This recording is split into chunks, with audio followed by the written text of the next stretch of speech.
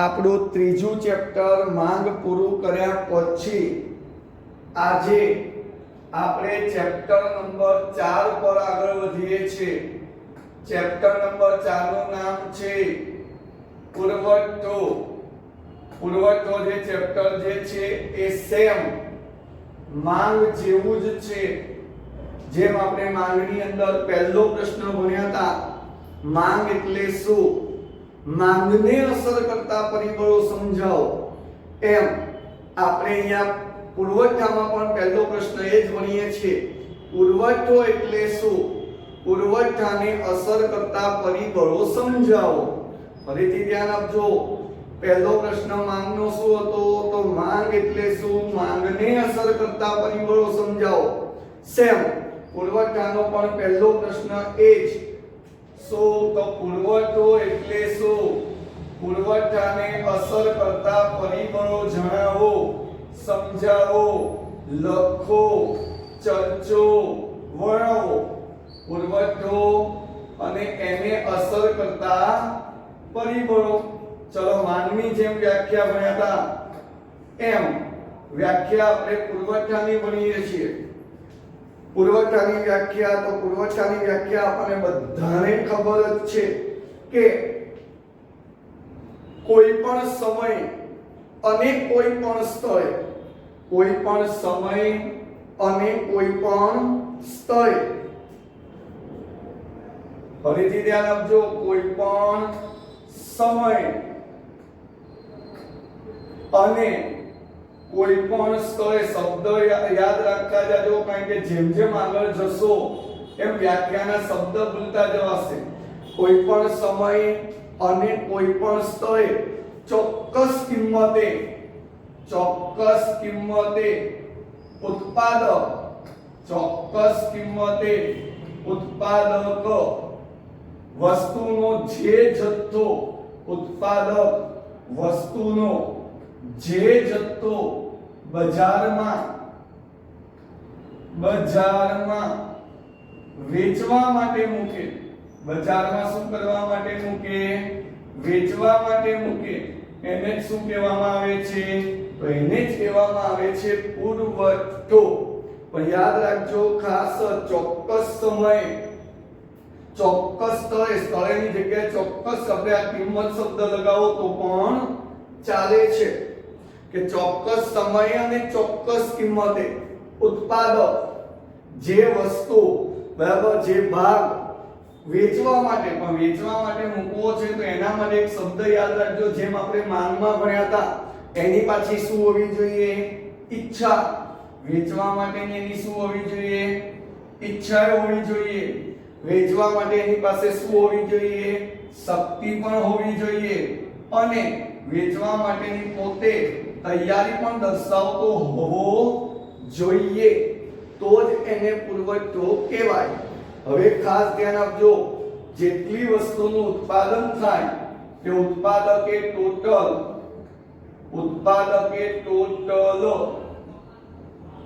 1000 એકમનું ઉત્પાદન કર્યું, ઉત્પાદકે ટોટલ 1000 એકમનું શું કર્યું છે, ઉત્પાદન। તો આ 1000 એકમનું ઉત્પાદન કર્યું તો એ શું થયું, ઉત્પાદન થયું કહેવાય। પણ એ 1000 માંથી એને 700 એકમ બજારમાં વેચવા માટે મૂક્યા, 700 એકમ બજારમાં વેચવા માટે મૂક્યા, અને બાકીના 300 એકમ એને પોતાની પાસે રાખ્યા। 300 એકમ એને પોતાની પાસે શું કર્યો, રાખ્યા, જેને કહેવાય સંગ્રહ કર્યો। તો આ 700 એકમ જે પોતાની પાસે વેચવા માટે મૂક્યા છે, તો એને કહેવામાં આવે છે, વિદ્યાર્થી મિત્રો યાદ રાખજો, પુરવઠો। અને 300 એકમ જેણે સંગ્રહ કર્યો છે એને કહેવામાં આવે છે જથ્થો।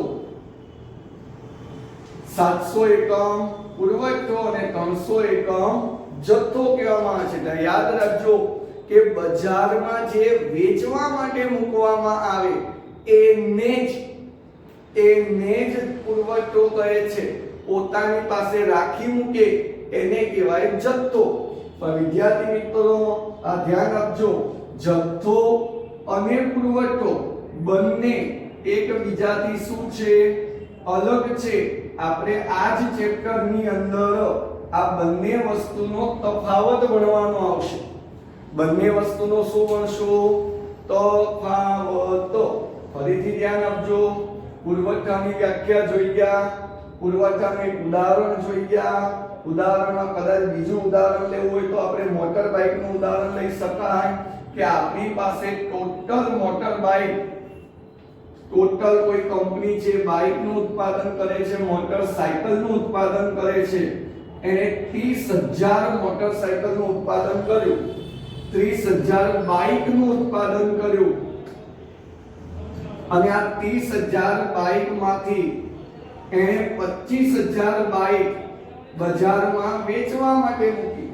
25000 બાઇક શું કરી બજારમાં વેચવા માટે મૂકી તો વેચવા માટે મૂકી એટલે આ 25000 ને પુરવઠો કહીશું અને 5000 પોતાની પાસે અત્યારે રાખેલી છે એટલે એને કહીશું જથ્થો યાદ રાખજો વિદ્યાર્થી મિત્ર પહેલા તો જથ્થો અને પુરવઠાનો શબ્દ સમજી લઈએ કારણ કે હવે આગળ પ્રશ્ન આપણે આવશે અસર કરતા પરિબળો ત્યારે અસર કરતા પરિબળોમાં અમુક મુદ્દાની અંદર આ ઉદાહરણ સાથે સમજીશું તો જ આવડશે સેમ હવે યાદ કરી લઈએ પુરવઠાને અસર કરતા પરિબળો તો જેમ આપણે માંગને અસર કરતા પરિબળો હતા એમ પુરવઠાને અસર કરતા પરિબળો પણ બે છે પુરવઠાને અસર કરતા પરિબળો પણ કેટલા બે માંગને અસર કરતા પરિબળો પણ કેટલા હતા બે પરિબળોમાં પહેલું પરિબળ તો જેમ માંગમાં કીધું તો વસ્તુની કિંમત અને બીજું આવે છે કિંમત સિવાયના અન્ય પરિબળો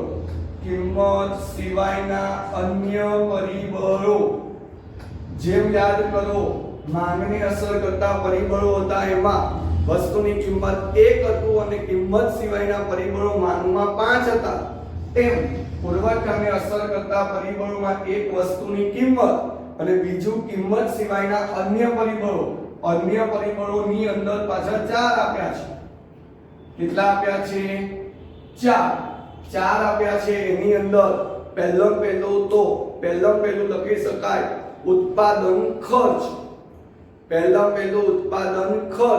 બીજું ટેકનોલોજી ત્રીજું ભવિષ્યના ભાવોની અટકળો અને ચોથું અન્ય પરિબળો ચલો વિદ્યાર્થી મિત્રો નામ ફરીથી બોલું છું પહેલું વસ્તુની કિંમત અને બીજું કિંમત સિવાયના અન્ય પરિબળો 4 પહેલું જ ઉત્પાદન ખર્ચ બીજું ટેકનોલોજી ત્રીજું બજારમાં એટલે કે ભવિષ્યના ભાવોની અટકળો અને ચોથું અન્ય પરિબળો ચલો વિદ્યાર્થી મિત્રો આટલું ઝડપથી ફટાફટ ફાસ્ટ વાંચી નાખો પછી હવે આપણે મેઇન ટોપિક અસર કરતા પરિબળો તરફ વધીએ છીએ આગળ આ ઝડપથી વાંચી નાખો ફટાફટ વાંચવાનું નો ડિસ્કસ કરવાનું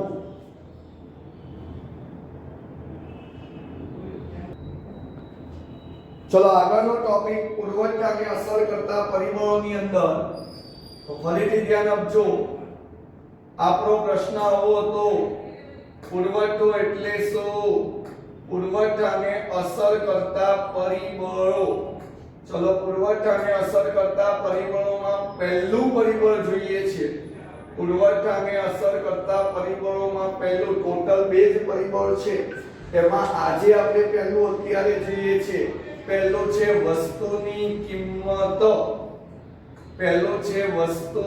કિંમત તો સેમ માનમાં આપણે ભણ્યા હતા એ રીતે જ કે વસ્તુની કિંમત એ પુરવઠાને અસર કરતું મહત્વનું પરિબળ છે વસ્તુની કિંમત એ પુરવઠાને અસર કરતું મહત્વનું શું છે પરિબળ છે હવે મહત્વનું પરિબળ શું કામ કીધું તો આપણને ખબર છે પુરવઠો શબ્દ કોની સાથે સંકળાયેલો છે તો ઉત્પાદક અથવા વેપારી જે પણ શબ્દ લખો એ ચાલે ઉત્પાદક અને વેપારી જે પણ શબ્દ લખો પુરવઠામાં ચાલે જેમ માંગ શબ્દ કોની સાથે સંકળાયેલો હતો તો ખરીદનાર સાથે બરાબર ગ્રાહક સાથે સંકળાયેલો હતો એમ પુરવઠો શબ્દ ઉત્પાદક અથવા વેપારી સાથે સંકળાયેલો છે. હવે ધ્યાન આપજો ખાસ કે આપણે જેમ માનમાં ભણ્યા હતા એ જ કે જો વસ્તુની કિંમત વધે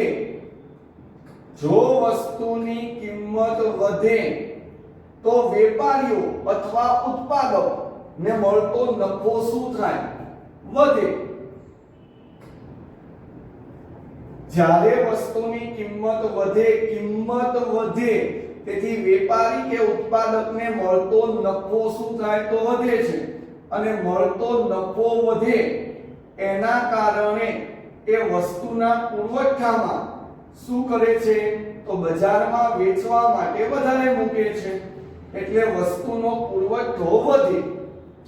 જો વસ્તુની કિંમત વધે તો વેપારીને મળતો નફો વધે. વેપારીને મળતો નફો વધે તો એ વધુ નફો મેળવવા માટે બજારમાં પુરવઠામાં શું કરે છે? વધારો. એનાથી આખું ઉલટું. જો વસ્તુની કિંમત ઘટે તો વેપારીને મળતો નફો ઘટે. તો એ બજારમાં પુરવઠો વેચવા માટે કેવો મૂકે? ઓછો. તેથી વસ્તુનો પુરવઠો ઘટે. હવે આપણે ક્યાંક આવું કીધું હતું, વધે ઘટે તો સીધો સંબંધ. આપણને ખબર જ હોવી જોઈએ કે વસ્તુની કિંમત અને વસ્તુના પુરવઠા આ બંને વચ્ચે કેવો સંબંધ છે? તો સીધો સંબંધ. આ 1 માર્ક્સનો પ્રશ્ન પૂછાય કે વસ્તુની કિંમત અને વસ્તુના પુરવઠા વચ્ચે કેવો સંબંધ છે? સીધો સંબંધ. બરાબર. અને આપણે એવું કીધું હતું જો વધે વધે તો વ્યસ્ત સંબંધ. અહીંયા બંને વધે છે, એક વધે તો બીજું વધે, એક ઘટે તો બીજું ઘટે છે. તેથી બંને વચ્ચે કેવો સંબંધ કીધો છે? સીધો સંબંધ. આ આપણી વસ્તુની કિંમતનો મુદ્દો પણ પૂરો થઈ ગયો. ચલો વિદ્યાર્થી મિત્રો, આટલો વાંચી નાખો. પછી કિંમત સિવાયના અન્ય પરિબળો તરફ આગળ વધીએ છે. વાંચી નાખો ફટાફટ આટલા. પછી આગળ બીજા મુદ્દા તરફ વધીએ છીએ.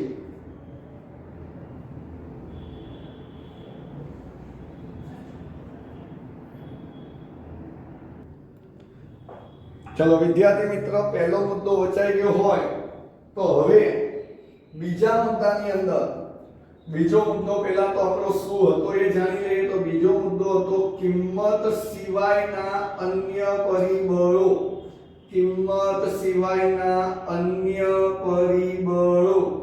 હવે કિંમત સિવાયના અન્ય પરિબળો ની અંદર આપણે હમણાં કીધું 4 છે. કેટલા છે ટોટલ? 4. 4 ની અંદર પહેલું આપણને કીધું છે ઉત્પાદન ખર્ચ. ઉત્પાદન ખર્ચને બીજા શબ્દમાં કહી શકાય ઉત્પાદનના સાધનોની કિંમત. વિદ્યાર્થી મિત્રો યાદ રાખજો બધા જ કે ઉત્પાદનના સાધનોની કિંમત એટલે કે ઉત્પાદન ખર્ચ પણ પુરવઠાને અસર કરે છે. કઈ રીતે અસર કરે છે એ આપણે આની અંદર ભણવાનું છે. તો એની અંદર તમે જો ઉત્પાદન ખર્ચ વધે એટલે વેપારીને મળતો નફો ઘટે. અને વેપારીને મળતો નફો ઘટે તો એ બજારમાં પુરવઠો વેચવા માટે શું મૂકે છે? ઓછો. હવે કઈ રીતે? તો એક ઉદાહરણ લઈએ કે ધારો કે કોઈ એક વેપારી છે, એને કોઈ એક વસ્તુ 8 રૂપિયામાં પડે છે. ત્યારે બજારમાં 10 રૂપિયામાં વેચે છે. 8 રૂપિયામાં એને પડે છે, પડતર કિંમત 8 રૂપિયા છે અને 10 રૂપિયામાં વેચે છે એટલે વેચાણ કિંમત 10 રૂપિયા છે. હવે 8 રૂપિયામાં ઉત્પાદન ખર્ચ એનો આટલો હતો, ટોટલ પડતર કિંમત આટલી હતી કે એ ઉત્પાદન કરવા પાછળ એનો ખર્ચ ટોટલ 8 રૂપિયા થયો. હવે આપણે એવું કહીએ કે ઉત્પાદન ખર્ચ વધે. ઉત્પાદન ખર્ચ વધે એટલે તમે જો 9 રૂપિયા ખર્ચો થઈ ગયો. હવે ઉત્પાદન ખર્ચ કઈ રીતે પહેલા તો વધે? તો ઉત્પાદન ખર્ચ વધે એટલે આમાં લઈ શકાય કે ઉત્પાદન કરવા માટે જે મશીનરી વાપરતા હતા એ મશીનરીની કિંમત વધી ગઈ. ઉત્પાદન કરવા માટે જેટલા શ્રમિકો કામ કરતા હતા એ શ્રમિકોએ વેતનમાં વધારો માંગ્યો. આ ઉપરાંત જે કારખાનું હતું એનું ભાડું વધી ગયું, વીજળીના યુનિટના ભાવ વધી ગયા, વાહન વ્યવહાર ખર્ચ વધી ગયો, આ બધું જ વધી ગયું, જેના કારણે જે વસ્તુ 8 રૂપિયામાં પડતી હતી હવે 9 રૂપિયામાં પડે છે. એટલે 8 રૂપિયામાં પડતી હતી ત્યારે વેપારીને 2 રૂપિયા નફો મળતો હતો, હવે 9 રૂપિયામાં પડે છે તો અને 10 રૂપિયામાં વેચાય તો એને મળતો નફો 1 રૂપિયા થઈ ગયો. પહેલા 2 રૂપિયા નફો મળતો હતો એ હવે 1 રૂપિયા નફો થાય છે, જેના કારણે એ બજારમાં વસ્તુનો પુરવઠો વેચવા માટે કેવો મૂકશે? ઓછો. કેમ? કારણ કે એને નફો કેવો મળે છે? ઓછો મળે છે. એનાથી આ ઉલટું કે ઉત્પાદન ખર્ચ ઘટી ગયો. જે વસ્તુ 8 રૂપિયામાં પડતી હતી એ 10 રૂપિયામાં વેચતો હતો, હવે એ વસ્તુ એની જગ્યાએ 8 રૂપિયાની જગ્યાએ 7 રૂપિયામાં પડે છે અને 10 રૂપિયામાં જ વેચવાની. તો પહેલા 2 રૂપિયા નફો મળતો એ હવે 7 રૂપિયામાં પડે છે અને 3 રૂપિયામાં વેચવા 10 રૂપિયામાં વેચવાની. અહીંયા વેપારીને 3 રૂપિયા નફો મળે છે. તો એ પોતાના પાસે જે સંગ્રહ કરતો હશે એવો જથ્થો પોતાની પાસે નહીં મૂકી રાખે અને મોટા ભાગનો જથ્થો મોટા ભાગનો પુરવઠો બજારમાં શું કરશે? વેચવા માટે મૂકે છે. એટલે જ્યારે ઉત્પાદન ખર્ચ ઘટે તો વેપારીને મળતો નફો વધે, જેના કારણે વસ્તુના પુરવઠામાં શું કરે છે?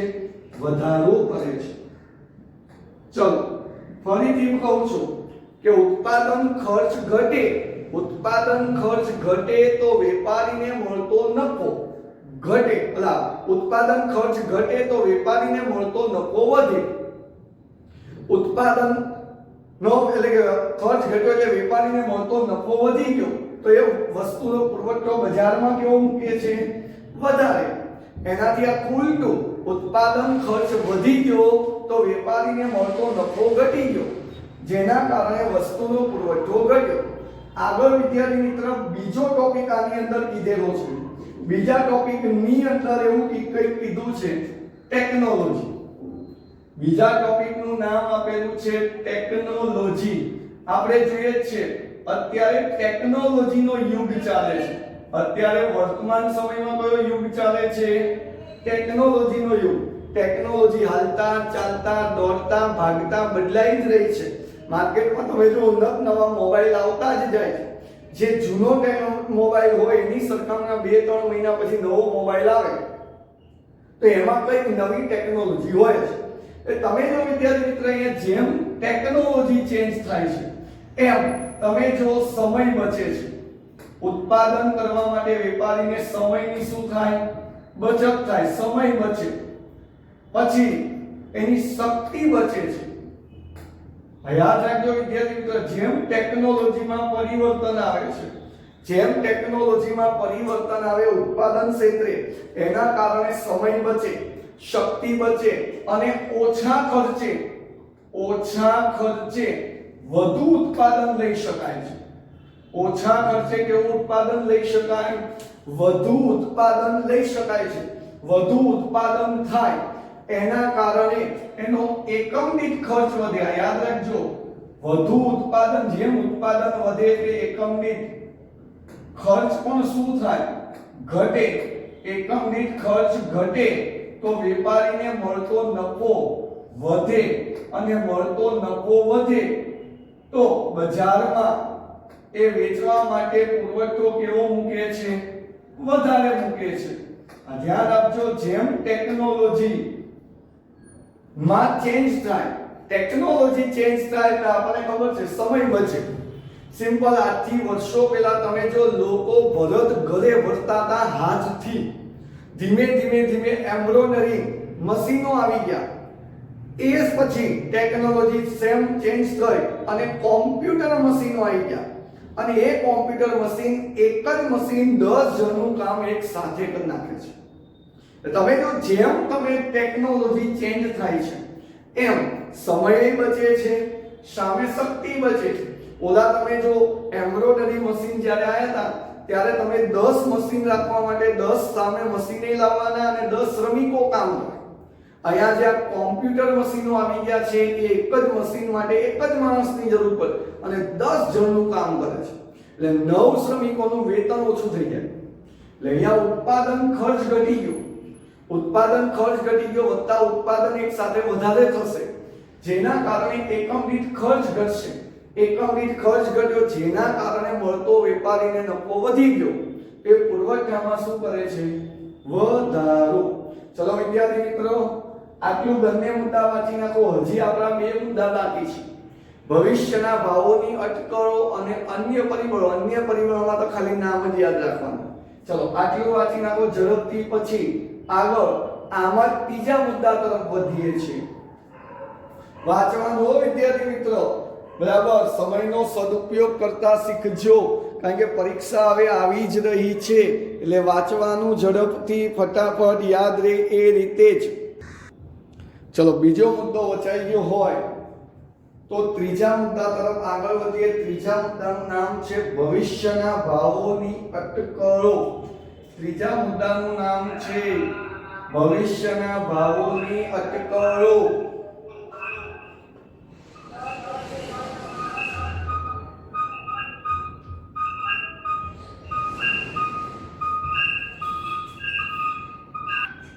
બીજો મુદ્દો વચાઈ ગયો હોય તો હવે ત્રીજા મુદ્દા તરફ આગળ વધીએ. ત્રીજા મુદ્દાનું નામ છે ભવિષ્યના ભાવોની અટકળો. ચલો હવે આપણને ખબર છે બીજો મુદ્દો ટેકનોલોજી હતો, એમ ત્રીજા મુદ્દાનું નામ છે ભવિષ્યના ભાવોની અટકળો. આમાં તો એમનો જ લોજિક દોડાવો કે ભવિષ્યમાં કોઈ વસ્તુની કિંમત વધવાની છે. ભવિષ્યમાં કિંમત શું થવાની છે? વધવાની છે. તો ભવિષ્યમાં વધવાની એટલે વર્તમાનમાં એની કિંમત કેવી છે? ઓછી. વર્તમાનમાં એ વસ્તુની કિંમત ઓછી છે એવું સમજવામાં આવે છે.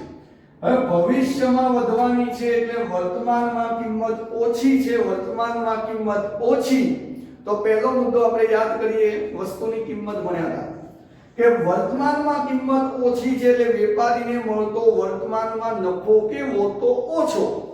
વર્તમાનમાં વેપારીને મળતો નફો કેવો? તો ઓછો. તો વર્તમાનમાં નફો ઓછો મળે છે, તો વર્તમાનમાં એ પુરવઠો વેચવા માટે કેવો મૂકશે? ઓછો. યાદ રાખજો, જો ભવિષ્યમાં કિંમત વધવાની છે, ભવિષ્યમાં વધવાની એટલે વર્તમાનમાં કિંમત એની સરખામણીમાં ઓછી છે. તો વર્તમાનમાં કિંમત ઓછી, તો વેપારીને મળતો નફો ઓછો. વેપારીને મળતો નફો ઓછો, તો એ બજારમાં પુરવઠો વેચવા માટે ઓછો મૂકે છે. એનાથી ઉલટું, જો ભવિષ્યમાં કિંમત ઘટવાની છે, ભવિષ્યમાં ઘટવાની છે, તો વર્તમાનમાં એની કિંમત કેવી છે? વધારે. વર્તમાનમાં એની કિંમત વધારે છે, તો વર્તમાનમાં વેપારીને મળતો નફો કેવો? વધારે. તો વર્તમાનમાં એ વેચવા માટે પુરવઠો કેવો મૂકશે? તો વર્તમાનમાં એ બજારમાં પુરવઠો વેચવા માટે વધારે મૂકે છે, કારણ કે જેટલો હશે એટલો પુરવઠો મૂકી જ દેશે, કારણ કે ભવિષ્યમાં કિંમત ઘટી જશે. ભવિષ્યમાં ઘટશે તો એને મળતો નફો ઘટી જાય, એટલે અત્યારે વર્તમાનમાં જેટલો જથ્થો હશે એ વેચવા માટે મૂકી દે છે. ચલો આગળ છેલ્લા ટોપિકનું નામ આપણને આપ્યું છે અન્ય પરિબળો. અન્ય પરિબળોમાં વિદ્યાર્થી મિત્ર ખાલી નામ જ જોવાના છે. અન્ય પરિબળોમાં આપણે નામ જ જોવાના છે કે સરકારની નીતિ. આપણને ખબર સરકારની નીતિ બે જાતની હોય, કા હકારાત્મક હોય કા નકારાત્મક હોય. જો હકારાત્મક હોય તો એ ધંધા માટે સારી સાબિત થાય. ધંધા માટે સારી સાબિત થાય તો વેપારી માટે મળતો નફો વધી જાય. તો ત્યાં વેપારી એ નીતિમાં સરકારની સારી નીતિ હશે તો બજારમાં પુરવઠો વેચવા માટે વધારે મૂકશે. એનાથી આખું ઉલટું, જો સરકારની નીતિ નકારાત્મક હોય તો એ ટેક્સ વધારે નાખશે. અમુક બધા તમે જો પરમિશનો મંગાવશે, નવા નવા રૂલ્સ નાખશે, એના કારણે વેપારીને મળતો નફો ઘટી જશે, પુરવઠો ઘટશે. એવી રીતે બીજા અંદર ઉદાહરણ લખી શકાય તો પેઢીઓની સંખ્યા, કે બજારમાં જો પેઢીઓની સંખ્યા વધી જાય, ધારો કે 2 પેઢી હોય તો આપણને ખબર છે ગ્રાહકો બધી ખરીદી એ 2 પેઢીઓ પાસેથી જ કરતી હોય છે. જો ત્રીજી પેઢી બાજુમાં આવે, ત્રીજો ધંધાકીય એકમ બાજુમાં આવે, ચોથો આવે, પાંચમો, જેમ બજારમાં પેઢીઓની સંખ્યા, ઉત્પાદકોની સંખ્યા વધે તેમ તેમ પણ તમે જો બજારની અંદર ગ્રાહકો પછી વેચાતા જાય એટલે વેપારીને મળતો નફો ઘટે. વેપારીને મળતો નફો ઘટે તો પુરવઠો ઘટે. જેમ પેઢીઓની સંખ્યા વધે એમ વેપારીને મળતો નફો ઘટે. ધારો કે એક્ઝામ્પલ તરીકે જે કપડાનો એક જ શોરૂમ હોય તો બધા ગ્રાહકો ખરીદી કરવા ત્યાં જ જવાના છે. જેમ બીજો, ત્રીજો, ચોથો, પાંચમો એમ આ શોરૂમ આવશે કપડાના તો ગ્રાહકો વેચાઈ જાય તો વેપારીને મળતો નફો ઘટે છે. આ દિવસ સિવાય તમે જો ઘણા બધા ઉદાહરણો લખી શકાય. બેન્કિંગ છે, વેપારને સહાયક સેવાઓ, વીમો છે, બરાબર, વાહન વ્યવહાર, સંદેશા, બધી અસર થાય છે. બધા અન્ય પરિબળોમાં લખી શકાય. નામ જ લખવાના, કોઈ આવી રીતે સમજાવવાના નથી. ચલો વિદ્યાર્થી મિત્રો, આ આપણો આ ચેપ્ટરનો પહેલો પ્રશ્ન અહીંયા પૂરો થાય છે. શાંતિથી હવે આ બાકીના મુદ્દા વાંચી નાખો, પછી આગળ નવા ટોપિક ઉપર ડિસ્કસ કરીએ છીએ. વાંચી નાખો ફટાફટ, ઝડપથી.